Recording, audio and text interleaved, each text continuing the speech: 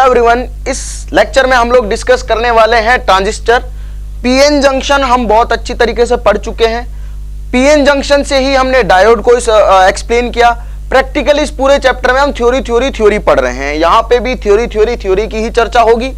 ये क्या लिखा हुआ है? ट्रांजिस्टर। सिस्टर नहीं पढ़ना, इसको जिस्टर है। पहली बात तो ये है। दूसरी बात क्या है कि ट्रांजिस्टर को हम पीएन जंक्शन से ही आगे कंटिन्यू करेंगे, तो कोई नई चीज नहीं है। ऐसा नहीं है कि आप इसके बारे में पहले जानते ना हो, बस नाम बदला है, चीजें वैसी की वैसी है। ठीक है, तो क्या है ट्रांजिस्टर, देखो समझने की कोशिश करते हैं। पीएन जंक्शन अपन को पता है ना क्या होता है पीएन जंक्शन। तो पीएन जंक्शन से आगे कहानी को कंटिन्यू करते हैं, क्योंकि ये तो पूरा थ्योरेटिकल चैप्टर है, तो अपन इसको पूरा कहानी की तरह लेके चलेंगे। ठीक भाई, पीएन जंक्शन हमने पढ़ लिया था। अब मैं आपसे बस एक सवाल पूछता हूं कि अगर मैं ऐसा कुछ कर दूं कि यहां पे इस तरह से बनाओ कि भाई इस पार्ट में और इस पार्ट में मैं यहां पे मान लो ये N हो गया, ये P हो गया और ये N हो गया। मतलब इधर मैं इलेक्ट्रॉन्स होल इलेक्ट्रॉन भर दूं, इधर होल इलेक्ट्रॉन भर दूं, और यहाँ पे इलेक्ट्रॉन होल इलेक्ट्रॉन भर दूं। मतलब ये है कि ये पॉसिबिलिटी है कि जैसे मैंने पीएन जंक्शन पढ़ाया था, मतलब एक तरफ P था एक तरफ N था। ठीक है, ये चीज हमने पढ़ा, डोपिंग वोपिंग सब पढ़ ली थी। अब ये भी तो जरूरी, ये भी तो पॉसिबिलिटी हो सकती है यहां पे भी P लगा दूं मैं, या यहां पे भी N लगा दूं, ऐसा भी हो सकता है ना। मतलब क्या है कि भाई ये भी चीज मुझे समझ में आती है कि P के आगे P लगाने से कोई फायदा नहीं होने वाला। क्यों नहीं होने वाला? ये चीज हम पीएन जंक्शन में पढ़ चुके हैं। P के आगे P लगा क्या फायदा करोगे भाई? उसका मतलब ये इसी को चौड़ा लो, जो मटेरियल P का लगा रहे हो उसी को थोड़ा बड़ा ले लो। मतलब ये है कि हमें कुछ चीजों का एम्प्लीफिकेशन करना था, जैसे कि इनपुट वोल्टेज हो गया, इनपुट करंट हो गई, उनका कुछ गेन चाहिए था हमें। इनपुट वैल्यू से ज्यादा वैल्यू हम लोगों को चाहिए थी, इसलिए हम लोगों ने क्या किया, एक डिवाइस का हम तो पढ़ाई कर रहे हैं, हमने आविष्कार नहीं किया, आविष्कार जिन्होंने किया उन्होंने कर दिया। बट ये है कि उन्होंने जब डिवाइस बनाई तो उससे एम्प्लीफिकेशन की जब जरूरत पड़ी चीजों की, तो उन्होंने उस डिवाइस को बनाया, और जिसे हम ट्रांजिस्टर बोल रहे हैं, ये ट्रांजिस्टर है जिसे हम NPN ट्रांजिस्टर बोल रहे हैं। ये दो N टाइप सेमीकंडक्टर के बीच में एक P टाइप लगाया हो, बहुत छोटा। कितना छोटा है? 10⁻⁻⁶ मीटर, 1 माइक्रोमीटर, इतना छोटा था। ठीक, तो यहां से क्लियर है चीजें सारी की सारी कि क्या होता है ट्रांजिस्टर। कुछ भी नहीं होता है। आपने देखा होगा एक 3 टांग वाला छोटा सा सिपाही होता है ना, कुछ पुराने इंस्ट्रूमेंट्स होते, रेडियो वगैरह, टेलीविजन पुराने होते थे, अभी तो LED वाला आ गया है, वो उनमें भी लगा होता है, ऐसी बात नहीं है। LED का मतलब ही लाइट इमिटिंग डायोड होता है। ट्रांजिस्टर भी एक डिवाइस होती है, 3 उसमें वायर निकली हुई होती है, उनका हम स्टडी करने वाले हैं और उन्हीं को आगे पढ़ने वाले हैं। तो पहली बात तो है ये ट्रांजिस्टर की हमें वर्किंग और कंस्ट्रक्शन तो बाद में पढ़ेंगे, पहले ट्रांजिस्टर का बेस ये है। ट्रांजिस्टर बोलते हैं इसे, मतलब कि जो जंक्शन होता है ना, पीएन जंक्शन, यहाँ एक NP जंक्शन, यहाँ पीएन जंक्शन, तो इसे हम बोले NPN ट्रांजिस्टर। अब सिमिलरली भाई आपके दिमाग में सवाल आएगा, सर आपने तो ये बना दिया, मैं तो इसको P लूंगा इधर, फिर यहां पे पीना, वो वाला पीना नहीं है, ये वो वाली बात है कि P वाला सेमीकंडक्टर। ठीक है, तो P यहां पे ले लेते हैं, यहां पे N ले लेते हैं और यहां पे P ले लेते हैं, तो फिर भाई क्या होगा यहां पे PNP semiconductor, PNP type transistor बनेगा। मतलब दो तरीके से हो सकते हैं, अगर मैं यहां से NP और N बना लूं, या फिर मैं यहां से PNP बना लूं। भाई पॉसिबिलिटी है, जब बोल रहे हो सर आप 2 N के बीच में एक छोटा सा P डाल दो, या फिर 2 P के बीच में छोटा सा N डाल दो, तो पॉसिबिलिटी दोनों चीजों की है। तो इन दोनों को ही हम क्या बोलेंगे? ट्रांजिस्टर बोलेंगे। ठीक है, अब इसमें कुछ टर्म समझ लेनी है हम लोगों को, जहां से हमें आगे बढ़ना। नई चीज है, बस कोई रॉकेट साइंस वाली बात नहीं है, एक्सेप्ट करते हुए जाना है, बिल्कुल आसान है। जहां से हम स्टार्ट करेंगे इसे बोलेंगे एमीटर। क्या बोलेंगे? एमीटर। ठीक है, अब ये एमीटर वो बिजली, वो अपना करंट नापने वाला नहीं है, ये इमीटर। ठीक, इसको बोलेंगे हमेशा बेस, इसको बोलेंगे हमेशा कलेक्टर। ठीक है, हाँ, आपके जिले का कलेक्टर वही है। यहां पे भी सेम चीज चलेगी, चाहे मैं NPN लूंगा चाहे मैं PNP लूंगा, टर्मिनोलॉजी सेम रहेगी। पहला वाला जो होगा उसे मैं इमीटर बोलूंगा। ठीक है, ऐसे ही याद रख लो, आसान रहेगा। बीच वाले को हमेशा बेस बोलेंगे और लास्ट वाले को हमेशा क्या बोलेंगे? कलेक्टर बोलेंगे। ठीक है, ये हो गया आपके पास में टर्मिनोलॉजी। चाहे मैं PNP की बात करूं चाहे मैं NPN की बात करूं, मामला सा दोनों के लिए सेम रहेगा। क्लियर ये बात? अब देखो यार, बाइसिंग वगैरह भी कर लेते हैं इसमें। जनरली क्या होता है, इमीटर और बेस, मतलब इन दोनों को फॉरवर्ड बायस पे रखा जाता है और इन दोनों को रिवर्स बायस पे रखा जाता है। बाइसिंग मैंने समझा दिया आपको, अब मैं इस बाइसिंग के बारे में बात नहीं करूंगा, कहानी आगे चलेगी, अब पीछे नहीं ले जाऊंगा। तो ये दोनों फॉरवर्ड बायस पे रखते हैं, इनको हम बैकवर्ड बायस पे, रिवर्स बायस भी बोलते हैं, उस पे रखते हैं। हमें इनसे काम है इमीटर और बेस से। एक्चुअल में कलेक्टर क्या है? कलेक्टर वो करंट है जहां से हम गेन वेन मेजर करेंगे, वो मैं पढ़ाऊंगा जब एम्पलीफिकेशन बताऊंगा और इसी वीडियो में बताऊंगा। तो जल्दी से एस्केलेट करेंगे सारी चीजों को। पहले हमने क्या यहां पे भाई देखा कि इमीटर और बेस को मैं क्या करता हूं, फॉरवर्ड बायस पर रखना चाहता हूं। तो क्या करूंगा मैं फॉरवर्ड बायस पर रखने के लिए? भाई फॉरवर्ड बायस पर रखने के लिए ना आपके दिमाग में एक चीज आनी चाहिए कि आप बोल दो कि सर आप एक काम करो, पी वाले को पॉजिटिव टर्मिनल से जोड़ दो बैटरी के और एन वाले को नेगेटिव से जोड़ दो। ये हो गया फॉरवर्ड बायस। हो गया क्या फॉरवर्ड बायस? बिल्कुल हो गया भाई। अगर ऐसा होता है कि मैं पी को पॉजिटिव टर्मिनल से जोड़ देता हूं बैटरी के, या हायर वोल्टेज से जोड़ देता हूं, और एन टाइप को नेगेटिव वोल्टेज से जोड़ देता हूं, या फिर उसको लोअर वोल्टेज से जोड़ देता हूं कंपैरेटिवली, तो भाई क्या हो गया? फॉरवर्ड बायसिंग होगी। अगर उल्टा करता तो रिवर्स बायस हो जाता। ओके जी। अब अगर ऐसा हो गया है तो करंट किस डायरेक्शन में बहेगी, ये भी हमें चर्चा करनी है इस बात पे भी, क्योंकि वही आगे हमें चीजों को लिंक करवाएगा जब हम एम्प्लीफिकेशन की तरफ बढ़ेंगे। तो पीएनपी में, सॉरी एनपीएन में मैं देख रहा हूं ये पॉजिटिव, मतलब यहां के होल यहां जाना चाहेंगे, क्योंकि ये तो पॉजिटिव है ऑलरेडी। यहां क्या मिलेगा इसको? यहां तो रिपल्सन मिलेगा, अट्रैक्शन तो इधर है, नेगेटिव तो इधर है भाई, और यहां के इलेक्ट्रॉन यहां जाना चाहेंगे। अब चाहे कैसे भी लगा लो, इलेक्ट्रॉन के ऑपोजिट डायरेक्शन में करंट मान लो, चाहे होल की डायरेक्शन में करंट मान लो, बहेगी वही, क्योंकि इलेक्ट्रॉन्स भगेंगे इधर, होल भगेंगे इधर। तो भाई करंट कहां जाएगी? होल की डायरेक्शन में, मतलब कि करंट बहेगी ऐसे, बेस से इमिटर की तरफ, पी से एन की तरफ। मतलब अब ऐसे नाम याद रखोगा, पी एन पी पे मत चलो, इमिटर, बेस, कलेक्टर। तो करंट कहां से कहां भगी? करंट भगी बेस से इमिटर की तरफ। तो इसका जो एक डायग्राम बनता है छोटा सा, वो इस तरह से दिखाया जाता है किताबों में कि भाई ये आपका कलेक्टर होता है, ये इमिटर होता है और ये बेस होता है। ठीक है, ये तीन टांग हो गई इसकी ट्रांजिस्टर की। इसे क्या बोल रहे हैं हम? बेस बोल रहे हैं। ऐसे एक गोला सा लगाया होता है, आप लोगों ने देखा भी होगा इस तरह से, और इस तरह से ये बाहर होती है। ठीक है, इसे हम बोलते हैं, ये तो बेस हो गया, इसे हम बोल रहे हैं इमिटर और इसे हम बोलेंगे कलेक्टर। ठीक है, वही सेम चीज है, तीन टाइप की चीजें हैं। इसे मैं इमिटर बोल रहा हूं, इसे बेस बोल रहा हूं, इसे कलेक्टर बोल रहा हूं। यहीं से सारी चीजें आई हैं। पीएनपी का एक जंक्शन था, मतलब एन और एन के बीच में अगर मैंने एक पी टाइप डाल दिया, जिसको थोड़ा सा डोप करके डालते, और क्यों डालते मैंने आपको बता दिया ना, उससे करंट की क्या है कि कंडक्टिविटी बढ़ती है डोपिंग से, है ना। इलेक्ट्रॉन्स और अच्छे से एनर्जी गैप को क्लियर करने में माहिर हो जाते हैं, बहुत सक्षम हो जाते हैं और वो आगे बढ़ पाते हैं, राइट। तो हमने ऐसा कर लिया भाई, एनपीएन ले लिया, उसके बाद में ये अपन ने बेस, इमिटर और कलेक्टर बना लिया। अब अपन क्या करते, देखो जब इसको फॉरवर्ड बायस किया था तो करंट कहां से कहां बही थी भाई? एनपीएन में पी से एन की तरफ, मतलब बेस से इमिटर की तरफ। तो ये बेस है, ये इमिटर, तो करंट जाएगी इसमें ऐसे, ऐसी जाएगी। क्लियर बात है भाई। अब पीएनपी में आ जाते हैं। ठीक है, पीएनपी में भी सेम डायग्राम बनेगा। देखो इसमें सबसे अच्छी बात यह कि आपको ज्यादा दिमाग नहीं लगाना, एक पढ़ लो, दूसरा आप अपने आप बना लोगे। ठीक है, देखो खुद देखो कैसे बनेगा। देखो अब आप खुद बना सकते हो, बिना देखे बना सकते हो। ये बेस रहेगा, ये इमिटर रहेगा और ये हमेशा कलेक्टर रहेगा। ठीक है, इनके नाम याद कर लो, ये ऐसे ही रहेंगे, ऐसे ही हैं और ये ऐसे ही रहेंगे। इधर बेस रहेगा, एक इमिटर रहेगा, एक कलेक्टर रहेगा। ठीक है, अब देखो करंट की डायरेक्शन कैसे निकालते हैं। इसमें तो पहले दिखा देता हूं मैं, इधर करंट की डायरेक्शन। ठीक, अब देखो अगर मैं इसे फॉरवर्ड बायस कर रहा हूं, क्या कर रहा हूं? Forward bias. फॉरवर्ड का मतलब है कि पी को तो पॉजिटिव से, एन को नेगेटिव से। मतलब अगर मैं ऐसा कर दूं, इसको पॉजिटिव से जोड़ दूं, इसको नेगेटिव से जोड़ दूं, तो क्या ये हो गया अपना फॉरवर्ड बायस? बिल्कुल सही है। इस पी में क्या ज्यादा है? होल। इस एन में क्या ज्यादा है? इलेक्ट्रॉन्स। तो पॉजिटिव से होल कहां जाएंगे? नेगेटिव की तरफ, और इलेक्ट्रॉन कहां आएंगे? इधर की तरफ। और होल जिस डायरेक्शन में घूमते हैं, मतलब या इलेक्ट्रॉन के अपोजिट डायरेक्शन जो होती है, उसमें करंट बहती है। यानी कि करंट कैसे जाएगी? अगर इलेक्ट्रॉन इधर भाग रहे तो करंट ऐसे जाएगी, मतलब कि इमिटर से बेस की तरफ। तो अब करंट की डायरेक्शन हो गई ऐसी। आसान है, बिल्कुल आसान है यार, करंट की डायरेक्शन बदल गई है। और कैसे पता चला भाई? फॉरवर्ड बायस कर रहा था, पॉजिटिव प्लेट इधर है, ये क्या करेगी? इधर वाले होल को उधर भगाएगी, क्योंकि उधर इसको होल को क्या मिल रहा है? अट्रैक्शन मिल रहा है। अट्रैक्शन जहां होता है वहीं भागते हैं बच्चे। ये इलेक्ट्रॉन्स को अट्रैक्शन इधर मिल रहा है, तो ये इधर की तरफ भागेंगे, भागने लगेंगे। तो बहुत अच्छी बात है, इलेक्ट्रॉन के ऑपोजिट डायरेक्शन में करंट बह गई। तो करंट कहां से कहां बह गई? करंट बह गई भावनाओं में बेस से इमिटर की तरफ। दिखा दिया भाई, बेस से इमिटर की तरफ। सिमिलर कहानी यहां पे थी, पॉजिटिव को पी से जोड़ दिया, नेगेटिव को एन से जोड़ दिया, तो फॉरवर्ड बायस हो गया।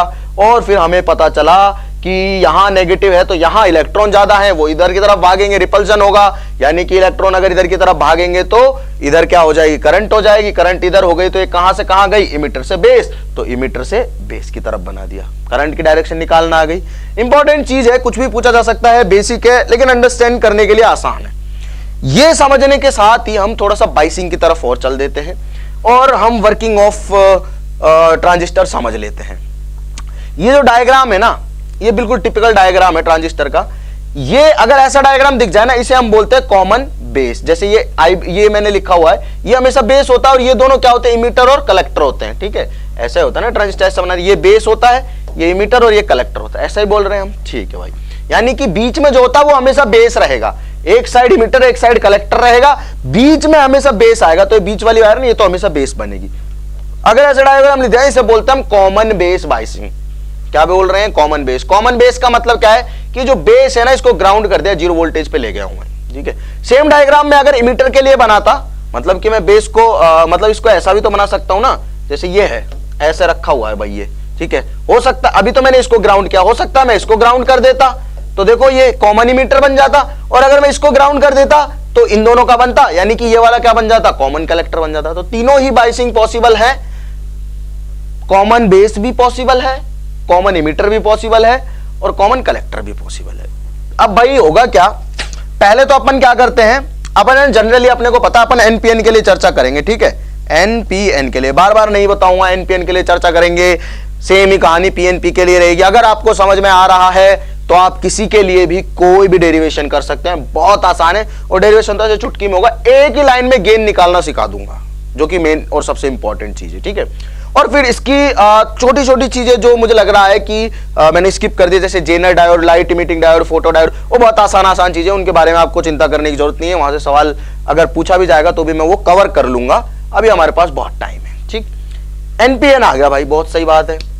मतलब क्या है, एनपीएन की बात कर रहे हैं, एनपीएन की, मैं किसके लिए चर्चा कर रहा हूं, ये एनपीएन के लिए, एनपीएन के लिए चर्चा कर रहे हैं। तो भाई क्या होगा, अगर इसको मैं फॉरवर्ड बायस करना चाहता हूं तो इसको पॉजिटिव और इसको नेगेटिव करना पड़ेगा, ऐसे ही जोड़ना पड़ेगा, इसको पॉजिटिव और इसको नेगेटिव जोड़ना पड़ेगा, मतलब करंट बहेगी ऐसे, क्योंकि होल यहां से इधर जाएंगे और नेगेटिव से इलेक्ट्रॉन इधर आएंगे पॉजिटिव की तरफ, तो करंट बहेगी ऐसे। करंट कहां से कहां भाई, ये है इमीटर, हमेशा ये है बेस और ये है अपना कलेक्टर, तो बेस से इमीटर की तरफ करंट बही है, तो भाई हमने क्या किया, बेस से इमीटर की तरफ करंट बहा दी, करंट की डायरेक्शन तो पता चल गई। तो ये इमीटर से करंट निकलती है, जो हम बोलते हैं उसे आईई, इमीटर करंट। अब ये करंट आएगी इधर से, दो भाग में बढ़ जाएगी, एक तो आईबी और एक फिर यहां से आईसी, मतलब आधी तो यहां चली गई, यहां आई ऐसे आई करंट, तो आधी इधर चली गई, कुछ इधर चली गई, सॉरी आधी नहीं बोलूंगा, और कुछ इधर चली गई। लेकिन किरचॉफ भाई के नियम से हम ये बोल सकते हैं कि जो ये करंट है ना, आईई निकली है जो, ये बराबर होगी आईबी प्लस आईसी के। ऐसा होगा या नहीं होगा, खुद सोचो भाई। ये करंट निकली, ये करंट जो निकली है, ये करंट ही तो यहां गई है और यहां गई है, बस ये करंट जो है वो इसके और इस करंट के बराबर है। इसका मतलब ये अपने पास में इक्वेशन 1 आ गई। अब दो कैरेक्टरिस्टिक होते हैं जिन्हें बोलते हैं alpha characteristic and beta characteristic. ठीक है, अल्फा और बीटा बोलते हैं जिन्हें। अल्फा की वैल्यू क्या होती है, अल्फा की वैल्यू होती है IC अपॉन IE और बीटा की वैल्यू होती है IC अपॉन IB। ठीक है, यही होगी भाई। ये कैसे होगी, पता चला कैसे होगी, नहीं पता चला, याद रखना है भाई। इसकी मतलब ये कांस्टेंट टाइप थिंग है, इनको याद रखना है। जैसे कि ऐसे बोल देना कोई के बताओ साउंड की परिभाषा बताओ, तो आपको याद रखनी पड़ती है, वो चीज है। IC अपॉन IE आएगा, सॉरी IE आएगा, यहाँ पे IB आएगा। ठीक है, IC upon IE and IC upon IB। अब ये IC अपॉन IE क्या है, collector current upon emitter current. और भाई आई बीटा क्या है, मतलब इसका और इसका रेशो तो हो गया अल्फा, और बीटा क्या है, बीटा हो गया इसका और इसका रेशो। मतलब दोनों में IC तो ऊपर लिखना ही है। ठीक है, अल्फा में क्या होगा, अल्फा में आप IE लिखेंगे नीचे, और बीटा में आप, बीटा में B से याद रख लें, बीटा में नीचे B आएगा, beta beta B for beta, क्या B फॉर बीटा, तो बीटा में B नीचे आएगा। IC तो दोनों ऊपर रखना है, याद करने का तरीका बता रहा हूं। IC तो दोनों ऊपर रखना है अल्फा और बीटा में, नीचे भाई बीटा से B फॉर बीटा याद रख लेना, नीचे IB आ जाएगा। ठीक है, तो बचा क्या IE, वो अपने आप अल्फा में ऑक्यूपाई हो जाएगा। तो मतलब ये है कि ये जो IC लिखा हुआ ना, इसकी कोई बहुत अच्छी इंपॉर्टेंस नजर आती है। कलेक्टर करंट यही है भाई, यही है करंट जो अपन कलेक्ट करेंगे, यहीं से करंट कलेक्ट करेंगे, मतलब कि ये वाली करंट है जिसको हम यूज करने जा रहे हैं। तो ये वाली करंट अगर यूज करने जा रहे हैं तभी तो हम लिख रहे हैं कि भाई एक्चुअल में करंट कितनी मिल रही है हमें और जो सर्किट में फ्लो हुई है उसके मामले में, और एक्चुअल में करंट कितनी मिली है करेक्टर को जो बेस में करंट फ्लो हुई है उसके मामले में। अब इनका यूज क्या है उसे समझने की कोशिश करते हैं। ये तो मैंने लिख दिया, ठीक है। यहां से मैं अल्फा बीटा की वैल्यू भी निकाल सकता हूं। देखो इस वाली इक्वेशन को डिवाइड कर दूं आईसी से, चलो कर देता हूं। इस वाली इक्वेशन को डिवाइड करते हैं आईसी से, कर रहे हैं डिवाइड। अब खुद करके फटाफट से वीडियो पॉज करके आंसर निकाल के दिखाओ अल्फा और बीटा का रिलेशन। इसको अगर मैं डिवाइड करूंगा तो आई ई अपॉन आएगा आई सी और बराबर आ जाएगा आई बी अपॉन आई सी और आ जाएगा प्लस में 1। आई ई अपॉन आई सी तो उल्टा अल्फा है मतलब 1 अपॉन अल्फा, बराबर ये तो उल्टा बीटा लग रहा है तो 1 अपॉन बीटा बराबर प्लस 1 आ जाएगा। मतलब ये तो भाई बहुत बढ़िया मैथमेटिकल एक्सप्रेशन आ गया। 1 upon alpha minus 1 upon beta is equals to क्या होना चाहिए 1 होना चाहिए। बहुत ही अच्छी बात है। अल्फा बीटा का रिलेशन अगर हमें पूछ लिया जाए तो हम क्या कर सकते हैं, निकाल सकते हैं, या फिर अल्फा बीटा का रिलेशन देके मुझे करंट के बीच में रिलेशन पूछ लिया जाए तो हम वो भी निकाल सकते हैं। ठीक है, आसान है, कोई बहुत ज्यादा टफ थोड़ी ना है। टफ लग रहा है क्या? बिल्कुल आसान लग रहा है। ये हम एनपीएन के लिए बात कर रहे हैं, यानी कि इमीटर क्या है एन, बेस क्या है पी, बीच वाला बेस होता है इसलिए पी और ये भी ही एन है। ठीक है, यहां से हमें कहानी क्लियर हो गई। अभी हम पढ़ क्यों रहे हैं? क्यों पढ़ रहे हैं? क्योंकि मान लो अगर मुझे इस तरह की कोई वेव मिल रही है, ठीक है, वोल्टेज वाली, मतलब कि मैंने इनपुट दिया, ठीक है, और मुझे जो फाइनल आउटपुट मिल रहा है करंट का या वोल्टेज का साइनोसॉइडल में इस तरह से मिल रहा है। ठीक है, एसी के लिए बात कर रहा हूं मैं। अब होगा क्या अगर मैं इस तरह से थोड़ा परिवर्तन कर दूं चीजों में, किस तरह से कि मान लो मैं थोड़ा सा है ना, ये आईबी है, इसको चेंज कर दूं और इसको चेंज कर दूं ना तो ये वाली करंट बढ़ जाए या फिर ये वाला वोल्टेज बढ़ जाए। एक्चुअल में होता है, इसको थोड़ा सा चेंज करने पे ये बहुत ज्यादा इंक्रीज हो जाती है। इसीलिए हम ये सारी चीजें पढ़ रहे हैं, तो हमें इस तरह की बड़ी हुई वैल्यू, इस तरह का बड़ा हुआ ग्राफ मिलता है। यानी कि हमें वैल्यू क्या मिलती है, थोड़ी सी एम्पलीफाइड मिलती है, एम्पलीफिकेशन भी इसे बोलते हैं। क्लियर है? यहां पे थोड़ी सी चेंज करने से यहां पे बहुत सारा चेंज मिल जाता है। अब अगर करंट के लिए बात करूंगा तो करंट गेन बोल दूंगा, वोल्टेज के लिए बात करूंगा तो वोल्टेज गेन बोल दूंगा, करंट गेन और वोल्टेज गेन को मल्टीप्लाई बोल दूंगा तो पावर गेन बोल दूंगा। छोटा सा सिंपल टॉपिक है जो हमें पढ़ना है। इस पे न्यूमेरिकल भी एक आध पूछ ले तो आपको दिक्कत नहीं आने वाली, क्योंकि अपन इसको पढ़ रहे हैं ढंग से। भाई देखो डायग्राम बनाया हुआ है। अभी हमने क्या पढ़ा? Common base. देखो है ना, अब थोड़ा सा टॉपिक चेंज करके बता रहा हूं। अभी हमने क्या पढ़ा? Common base. बेस को मैंने क्या कर रहा है? ग्राउंड कर रहा हूं। अब मैं बताता हूं कॉमन एमीटर के लिए। ठीक है, कॉमन एमीटर के लिए मतलब ये वाला, इसको मैंने ग्राउंड कर दिया, कॉमन एमीटर बन गया। ठीक है, तो मतलब मैं क्या पढ़ा रहा हूं? एनपीएन के लिए। मैंने बोला मैं एनपीएन के लिए बताऊंगा। ठीक है, मेरा मन कर रहा है, मुझे अच्छा लगता है। तो ये एमीटर क्या है? एन होगा, एमीटर एन होगा ना, यानी कि ये एमीटर है, ये क्या है? बेस है, और ये क्या है? हमेशा कलेक्टर है। समझ में आ गया? छोटा सा डायग्राम है, इसको भी याद रख लो ताकि यहां से कंफ्यूजन ना हो। भाई ऐसा डायग्राम लगा हुआ है, ये रजिस्टर है, आई बी करंट जा रही है, बेस में आई बी ही जाती है, यहां से आई निकली इमीटर से, यही आई ई घूमी है, यहां गई और यहां से यहां गई। ठीक है, ये आई बी घूम गई, यहां गई, यहां से ये करंट निकली भाई, इधर बटी और इधर बटी, दो भाग में बट गया। आई ई आई इधर से गई तो आई सी बन गई और इधर से गई तो आई बी बन गई। क्लियर है? ओके जी, बहुत अच्छी बात है। अब मुझे थोड़ा सा ये बता दोगे आप, मतलब थोड़ी जनरल एक्सरसाइज करते हैं, थोड़ी चर्चा करते हैं जनरल चीजों के ऊपर, कि यार इसमें अपन ने एनपीएन ट्रांजिस्टर ले लिया है और इसको मैंने एमीटर बेस और ये बोल दिया, और ये करंट की डायरेक्शन मैंने ऐसे कैसे लिख दी है? तो करंट की डायरेक्शन ऐसे लिखी क्योंकि मैं फॉरवर्ड बाइस पे लगा रहा हूं। फॉरवर्ड बाइस पे क्या होना चाहिए? एन और पी। थोड़ा दिमाग लगा के सोचना, सवाल पूछा जा सकता, घुमाया जा सकता। एन और पी होता फॉरवर्ड पे, यानी कि इमीटर और बेस। तो ये इमीटर रहा, ये बेस रहा। क्लियर है? मतलब यह है कि अगर मैं इसको फॉरवर्ड पे करना चाहता हूं तो पी को मुझे बड़ा देना पड़ेगा वोल्टेज और इसको छोटा देना पड़ेगा एन को। मतलब कि पी में होल वैसे ही ज्यादा होते हैं तो एन की तरफ जाएंगे, मतलब इमीटर की तरफ जाएंगे, तो करंट कहां जाएगी? इमीटर से जाएगी बेस की तरफ। तो देखो इमीटर से निकली करंट बाहर। ठीक है, सॉरी, यहाँ पे ये बेस है, ये इमीटर है, तो बेस से जाएगी करंट इमीटर की तरफ। देखो एनपीएन है, अगर मैं इसको रख रहा हूं फॉरवर्ड बाइस पे, ठीक है, एनपीएन में किसको रख रहा हूं मैं? फॉरवर्ड बाइस पे। मतलब यह है एन पी एन, मतलब मुझे बेस जो है उसको क्या रखना है? बेस को रखना है, पी है ना बेस, तो बेस को हाई वोल्टेज पे रखना है। तो देखो रखा हुआ है हाई वोल्टेज पे, रखा हुआ है कि नहीं रखा हुआ, और छोटा वाला इधर जोड़ा हुआ है इस पे इमीटर पे, मतलब ये लोअर वोल्टेज पे। तो ये फॉरवर्ड बाइसिंग हुई। जनरली बेस और इमीटर की क्या रखते हैं? एक्सक्यूज मी, फॉरवर्ड बाइसिंग रखते हैं। ठीक है, तो यहां पे तो ऑलरेडी क्या ज्यादा होते हैं भाई, होल ज्यादा होते हैं। होल कहां जाएंगे, नेगेटिव की तरफ, तो नेगेटिव की तरफ जा रहे हैं तो यहां से करंट निकलेगी बेस से किधर, इमीटर की तरफ। तो देख लो जा रही है बेस से इमीटर की तरफ करंट जा रही है, ठीक है भाई। तो आगे अपने को बात समझ में क्या हो रहा है, सब कुछ चीजें ठीक है। अब ऐसा होता है कि यहां पे मैंने एक वोल्टेज सप्लाई लगा रखी है VI, ठीक से मुझे नजर आ रहा है। यहाँ जो करंट जा रही है IB है, बेस में करंट, यहाँ IE है, यहाँ पे एमीटर से करंट है, और ये IC है, कलेक्टर पे करंट है, ठीक है, जो हमें मिल रही है। मुझे क्या करना है, अगर मैं IB को चेंज कर दूं थोड़ा सा भी, ये इनपुट है एक्चुअल में, अगर मैं IB को थोड़ा सा भी चेंज कर दूं ना, तो यहाँ पे बहुत सारा चेंज मिल जाता है मुझे। क्या कर दूं, IB को थोड़ा सा भी चेंज कर दूं तो यहाँ पे बहुत सारा चेंज मिल जाता है। इसका मतलब क्या है कि कुछ रिलेशन बनना चाहिए IE और IB और IC में, बिल्कुल बनना चाहिए भाई। यहाँ पे चेंज करने से यहाँ मुझे एम्पलीफाइड वैल्यू मिल रही है, मुझे इसके बारे में सोचना है, क्योंकि ये है जो चीज मुझे मिलने वाली है। हर आदमी उस चीज के बारे में सोच रहा है जो मुझे मिल रही है वो अच्छी हो, ज्यादा हो, तो ये हमें ज्यादा चाहिए, ये इनपुट है, ठीक है जी। अब क्या है कि ये लोड लगाया हुआ है, RL है ना, जो ये लोड रेजिस्टेंस है, इसके अक्रॉस अगर मुझे वोल्टेज चेक करना है तो उसको मैं पहले वोल्टेज गेन की बात कर रहा हूं, वोल्टेज गेन की, फिर करंट गेन समझा दूंगा, आसान पड़ेगा। वोल्टेज गेन क्या होता है, देखो वोल्टेज गेन को हम लिखते हैं V0 अपॉन VI से। अब समझना ये V0 क्या है और VI क्या है। V0 क्या है, V0 है कि लोड के अक्रॉस कितना वोल्टेज बढ़ा, कितना वोल्टेज यहां पे बढ़ा, क्योंकि मुझे बढ़ी हुई क्वांटिटी चाहिए। और VI क्या है, VI है कितना वोल्टेज मैंने यहां पे इनपुट में ऐड किया। मतलब कि VI में एडिशन करने से छोटा सा VO में कितना चेंज आया। मतलब कि यहां पे अगर मैं हल्का सा ऐड कर दूं इनपुट वोल्टेज, कि भाई इनपुट वोल्टेज जो है मैंने थोड़ा सा बढ़ा दिया, यहां पे देखो ये बैटरी लगी हुई थी, यहां पे मैंने क्या करा, थोड़ा सा इनपुट वोल्टेज बढ़ा दिया।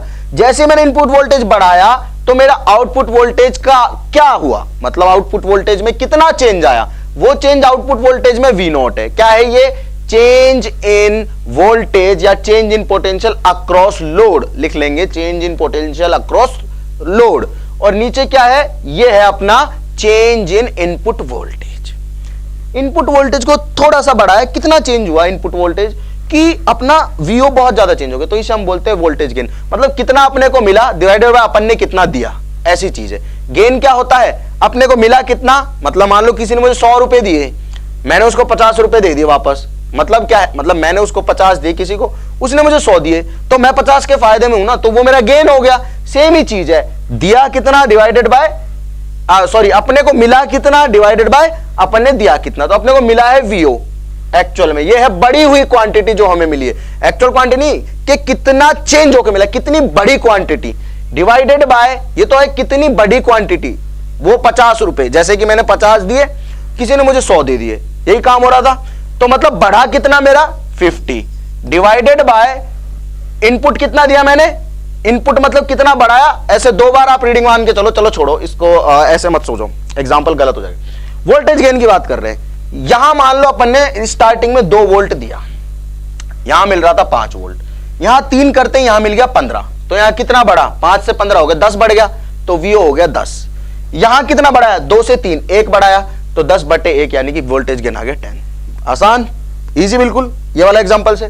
तो वोल्टेज गेन अपने को पता चल गया भाई, VO अपॉन VI आ गया, ठीक है। अब VO को मैं क्या लिख सकता हूं, VO को क्या लिख सकता हूं भाई, करंट जा रही है IC और किससे जा रही है, RL से जा रही है, तो VO क्या हो गया, इसके अक्रॉस चेंज हो गया, सॉरी VO हो गया इसके अक्रॉस जो वोल्टेज चेंज हो रहा है उसको क्या लिखूंगा मैं, उसको लिखूंगा ये वाला रेजिस्टेंस इनटू इसके अक्रॉस जाने वाली करंट में चेंज, तो डेल्टा IC लिखता हूं इसको। मतलब क्या है, मेरा मतलब यह है कि IC करंट इसमें जा रही है, अगर मैं यहां वोल्टेज बढ़ाता हूं तो यहां करंट भी तो बढ़ रही है। ऐसा भी तो मैंने बोला है कि अगर IB में थोड़ा सा चेंज हो जाए तो यहां पे बहुत सारा चेंज हो जाता है। तो एक्चुअल में पहले करंट IC जा रही थी, आराम से जा रही थी, कोई दिक्कत नहीं है। अब मैंने क्या किया, इधर पोटेंशियल बढ़ा दिया, हल्का सा बढ़ाया, VI बढ़ाया। जैसे मैंने VI बढ़ाया, इधर करंट भी तो बड़ी होगी, इधर से जाने वाली करंट भी तो बड़ी होगी भाई। अगर इधर से जाने वाली, क्योंकि RL तो कांस्टेंट है, V = IR होता है, पोटेंशियल बढ़ा रहा हूं तो क्या होगा, I बढ़ेगा, तो मतलब यहां से जाने वाली करंट बढ़ी, यहां से जाने वाली करंट अगर बढ़ी तो इसका मतलब क्या है, वो करंट है डेल्टा IC। ठीक है भाई, ये मैंने लिख दिया। अब एक इंपॉर्टेंट चीज अपने को पता है, और वो चीज क्या है, वो चीज ये है कि भाई पहले वोल्टेज गेन लिख रहा हूं मैं, तो वोल्टेज गेन को अपन लिख देंगे V0 यानी कि delta IC into RL upon VI। ठीक है, अब ये VI क्या है, इनपुट वोल्टेज। इनपुट वोल्टेज क्या होगा, sorry change in input voltage, input voltage नहीं है, चेंज इन इनपुट वोल्टेज। तो चेंज इन इनपुट वोल्टेज क्या होगा, change in input current multiplied by resistance. तो रेजिस्टेंस क्या हो गया, रेजिस्टेंस हो गया पहले चेंज इन इनपुट करंट लिख रहा हूं, तो चेंज मान लो मैंने डेल्टा आई बी किया, और इनपुट रेजिस्टेंस कितना भाई, अपना इनपुट रेजिस्टेंस से मान लेते हैं आर बी, ठीक है, ये इनपुट रेजिस्टेंस है यहाँ पे, इसको बोल देते हैं R B. Change in current कितना है भाई, डेल्टा आई बी, क्योंकि आई बी तो करंट जा रही है। चेंज इन करंट कितना आया वी आई को चेंज करने से, तो वो आया अपने पास में डेल्टा आई बी। अब देखो यार एक चीज पता है हमें, वो क्या है, पिछले पेज पे चलते हैं। आईसी अपॉन आई बी एक बहुत नोन चीज लग रही है मुझे, आईसी अपॉन आई बी। इसे क्या मैं बीटा लिख सकता हूं, बिल्कुल लिख सकता हूं। तो इसे बीटा लिखूंगा तो ये आ गया अपने पास में beta into R C upon R B, ठीक है, यही आ जाएगा, सॉरी आर एल है ये, R L upon R B, ठीक है, ये आ गया अपने पास में वोल्टेज गेन, वी गेन। दोबारा समझाता हूं, ठीक है, कंफ्यूजिंग लग सकता है लेकिन आसान है, ठीक है। वोल्टेज गेन लिख देता हूं, वोल्टेज गेन। हमने क्या किया, हमने गेन फाइंड करना था। गेन फाइंड करने के लिए हमने क्या किया, हमें इनपुट वोल्टेज का कंट्रोल था और हमें आउटपुट में ज्यादा चाहिए था, लोड लगा रखा तो उस पर वोल्टेज ज्यादा चाहिए था, उस पर करंट ज्यादा चाहिए थी। तो मैंने क्या किया, इनपुट वोल्टेज को थोड़ा सा बढ़ाया। कितना बढ़ाया, वी आई बढ़ाया, मतलब कि 2 से 3 कर दिया। तो 2 से 3 होने में कितना बढ़ा, 1 वोल्ट बढ़ा, वो 1 वोल्ट की वैल्यू है वी आई, ऐसा समझो। वी आई बढ़ाने से यहां पे पहले मिल रहा था 5, अब मिलने लगा मान लो 10।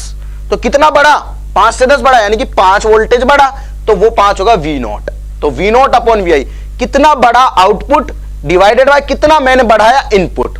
बढ़ाने वाली चीज है, बस याद रखना, डिफरेंस की बात हो रही है यहां पे, वो लिख दी। अब मुझे पता है वी नॉट तो इसके अक्रॉस पोटेंशियल है, potential increase in potential, increase in potential है। तो यहां इंक्रीज कितना होगा पोटेंशियल, यहां जितनी करंट इंक्रीज हुई इनटू ये रेजिस्टेंस। तो करंट इंक्रीज, करंट गई कितनी आईसी, तो मानो इंक्रीज कितनी होगी डेल्टा आईसी, तो डेल्टा आईसी इंटू आरएल कर दिया। अब हमें लिखना है वी आई। वी आई क्या होगा भाई, वी आई होगा अपने पास में चेंज इन इनपुट वोल्टेज। तो इनपुट वोल्टेज को कितना चेंज किया हमने भाई, करंट जा रही थी यहां से आई बी करंट गई यहां से, ऐसे आई ना, यहां से आके ऐसे गई आई बी करंट, तो करंट गई अपने पास में आई बी, ठीक है। अब चेंज इन करंट कितना होगा, डेल्टा आई बी मान लेते हैं, और रजिस्टर कितना है आर बी मान लेते हैं, ठीक है। तो भाई I B into R B लिख दिया। अब IC upon R B beta होता है, बीटा कैरेक्टरिस्टिक मैंने पढ़ा दिया, तो वोल्टेज गेन क्या हो जाएगा, beta R L upon R B हो जाएगा। क्लियर है, बिल्कुल क्लियर है, बहुत आसान है। ओके, ये तो क्या है अपने पास में वोल्टेज गेन है। अगर मैं करंट गेन की बात करूं, किसकी बात करूं, करंट गेन की, ठीक है। तो करंट गेन क्या होगा, वो भी बहुत आसान है। करंट गेन कैसे लिखना है, देखो हमें पता है, क्या पता है हमें, एक बहुत इंपॉर्टेंट चीज, कि करंट गेन होगा change in output current upon change in input current, ऐसा ही होगा, IC upon I B, delta IC upon I B.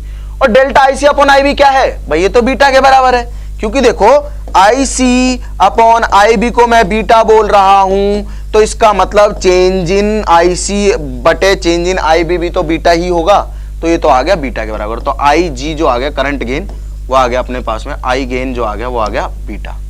अब लिखना है हमें पावर गेन। तो पावर गेन क्या होगा, देखो पावर गेन जो होगा, ये डेफिनेशन है, बस याद रख लेना, कोई बहुत ज्यादा टफ नहीं है, बहुत आसान चीजें हैं, बहुत आसान बातें हैं। सर्किट में पूछ लेगा बस ऐसे, ये वोल्टेज इतना हो गया, इतना बढ़ाने से इतना हो गया, तो गेन बताओ। तो आप क्या करना है भाई, कुछ नहीं करना, अपने को मिल कितना रहा है, मतलब कितना बढ़ के मिल रहा है, डिवाइडेड बाय कितना बढ़ा के दिया है, उनका डिफरेंस लिखना है, चाहे वो करंट हो और चाहे वो वोल्टेज हो, दोनों केस में सेम, ठीक है। अब पावर गेन क्या होगा, पावर गेन हो जाएगा अपना वोल्टेज गेन, कौन सा gain, voltage gain multiplied by current gain, ठीक है, करंट गेन। ओके जी, अब वोल्टेज गेन कितना है, वोल्टेज गेन देखो ये रहा वोल्टेज गेन तुम्हारे सामने, beta R L upon R B, तो लिख दो भाई beta R L upon R B, ठीक। अब क्या हो गया, करंट गेन क्या है, बीटा है, तो ये हो गया अपने पास में beta square R L upon R B, ठीक है। आर एल क्या है, लोड का रेजिस्टेंस, आर बी क्या है, इनपुट रेजिस्टेंस, ये आ गया आपके पास में पावर गेन, ठीक है। तो ये बहुत आसान चीजें हमें पढ़नी थी, जो कि हमने पढ़ ली हैं। हमने क्या पढ़ा भाई, पीएनपी एनपीएन, 2 टाइप के ट्रांजिस्टर होते हैं। कैसे बनाया जाता है भाई, 2 पी ले लो या 2 एन ले लो, बीच में 1 माइक्रोमीटर का कोई छोटा सा डोपिंग वाला एन या पी डाल दो। अगर दो n बाहर ले रहे तो बीच में p डालो, दो p बाहर ले रहे तो बीच में n डालो। ठीक है भाई, समझ में आ गई ये बात। तो अब उसकी सर्किट कैसे बना सकते हैं हम? ऐसे ऐसे बना सकते हैं। तीन होते हैं, एक को एमीटर बोलते हैं, एक को बेस बोलते हैं, एक को क्या बोलते हैं? कलेक्टर बोलते हैं। दूसरी चीज ये समझ में आ गई। फॉरवर्ड बाइसिंग क्या होगी? P को हमेशा रखूंगा बड़े वोल्टेज पे, N को हमेशा रखूंगा छोटे वोल्टेज पे। जनरली एमीटर और बेस को फॉरवर्ड पे रखा जाता है। ठीक है जी, ये बात भी समझ में आ गई। अब इसका यूज क्या है? यूज आता है ये कि हम छोटी सी इनपुट वैल्यू बढ़ा दें। मतलब मान लो 5 वोल्ट पे काम चल रहा है, 6 वोल्ट करते ही जो पहले 50 वोल्ट मिल रहा था आउटपुट, अभी 100 वोल्ट बढ़ गया है। ऐसे बढ़ोतरी हुई है। बाकी थ्योरी पढ़ोगे तो आपको ये चीज समझ में आ चुकी है। मजा आएगा थ्योरी पढ़ने में, बुक से एनसीईआरटी पढ़ो, मजा आएगा बहुत। मतलब छोटा सा आपने इनपुट में चेंज किया तो आउटपुट में बहुत सारा चेंज मिला आपको। समझ में आया? तो इसी के लिए हमने क्या किया? करंट गेन निकाला। करंट गेन क्या है कि भाई अपने को आउटपुट में कितना चेंज मिला डिवाइडेड बाय इनपुट में कितना चेंज मिला। ओके, सिमिलरली वोल्टेज गेन क्या होगा? आउटपुट में कितना चेंज मिला डिवाइडेड बाय इनपुट में कितना चेंज किया हमने। तो ऐसे ही हमने दोनों को मल्टीप्लाई करके पावर गेन निकाल दिया। तो आई होप आप लोगों को ये चीजें समझ में आई हैं। 3-4 इंपॉर्टेंट पॉइंट हमने डिस्कस किए हैं। यहाँ पे आपका ट्रांजिस्टर भी ऑलमोस्ट खत्म हो गया है। अगले लेक्चर में मैं कैरेक्टरिस्टिक्स बताऊंगा ट्रांजिस्टर के, और बताऊंगा आपको लॉजिक गेट्स को सॉल्व करना, जो कि इंपॉर्टेंट है। वहां से सवाल पूछा जा सकता है, मिक्स कॉन्सेप्ट में भी आ सकते हैं ना। उसके बाद जो टॉपिक यहां से रह गए हैं उनको मैं कवर कर लूंगा, डोंट वरी, कवर अपन सब कुछ करेंगे, अपने पास टाइम है। पहले एक बार सिलेबस हो जाए, उसके बाद अपन सारी चीजों को मैं दोबारा से आपको इंपॉर्टेंट क्वेश्चन बताऊंगा। इंपॉर्टेंट क्वेश्चंस जो आ सकते हैं जेईई मेन 2020 में, टफ क्वेश्चन जो आपको प्रोबेबली दिक्कत आ रही है सॉल्व करने में, उनके बारे में डिस्कशन करूंगा। तो मिलते हैं नेक्स्ट लेक्चर में। Thank you.